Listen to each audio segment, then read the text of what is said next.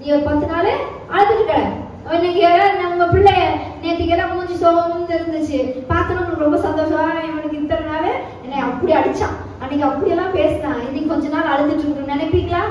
நினைக்க மாட்டோம் இல்லைங்களா?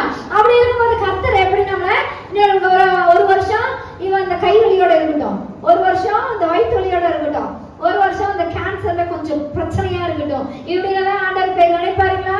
கண்டிப்பா கர்த்தர் அப்படி நினைக்கிற தேவன் கிடையாது. நம் தேவன் நன்மையானதை நமக்கு தருவார். ஆமென். நம் தேவன் எல்லாவற்றையும் நேர்த்தியாய் செய்து வைத்திருக்கிறார். ஆனா நம்ம என்ன செய்யறோம்னா நிறைய இடத்துல பிசாசுக்கு விட்டு கொடுக்கிறோம்.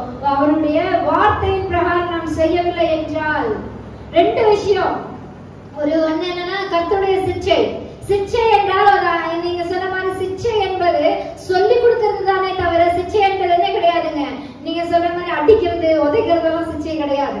சிச்சை என்பது நம்ம என்ன நினைக்கிறோம், கர்த்தர் சிச்சிக்கிறாரு, சிச்சித்து ரசிக்கிறாருன்னா சொல்லி கொடுக்கிறாருன்னு அர்த்தமே தவிர அவர் என்ன செய்யறது கிடையாதுங்க. அவரை யாரும் அடிக்கிறது கிடையாது, யாரையும் அவரு அடிக்க மாட்டாரு. அதை நீங்க நல்லா புரிஞ்சுக்கோங்க. உங்களுக்கு எல்லா டார்கெட்டும் எங்கதான் இருக்குதுங்க, பிசாசு தான் உங்களை டார்கெட் பண்றான். நம்மளுடைய வாழ்க்கைய உடைக்க வேண்டும், நம்ம வாழ்க்கைய நிராகரிக்க வேண்டும், நம்ம வாழ்க்கைய எல்லாவற்றிலும் பின்னாக்க வேண்டும் என்று சொல்லுகிற ஒரே நபர் யாரா இருப்பாங்க? பிசாசு மாத்திரம்தான். கர்த்தர் அப்படி செய்கிறவர் அல்ல. இதை நீங்க எப்பவுமே உங்க மைண்ட்ல வச்சிருந்தீங்கன்னா நம்ம காரியங்களே கர்த்தர் ஜெயத்தை கொடுப்பார். ஆமென். ஏன்னா எல்லாரும் ஒரு சோர்வா இருக்கிறீங்க. என்னாச்சு, என்னடா நைட் டைம்ல என்னெல்லாம் அப்படின்னு யோசிக்கிறீங்க இல்லையா? நமக்கு என்னன்னா நம்ம மீது கர்த்தர் அன்பாய் இருக்கிறார். ஆமென். நம்ம மீது அன்பாய் இருக்கிறார். எல்லாருக்கும் கிடைக்காத ஒரு சாக்கியம் என்ன அப்படின்னா நாம் கர்த்தரை ஆராதிக்க வந்திருக்கிறோம். ஆமென். அதனாலே கர்த்தரை ஆராதிக்க வந்திருக்கிற நாம் பாக்கியவான்கள். ஆமென். நானும் நீங்க யாருங்க?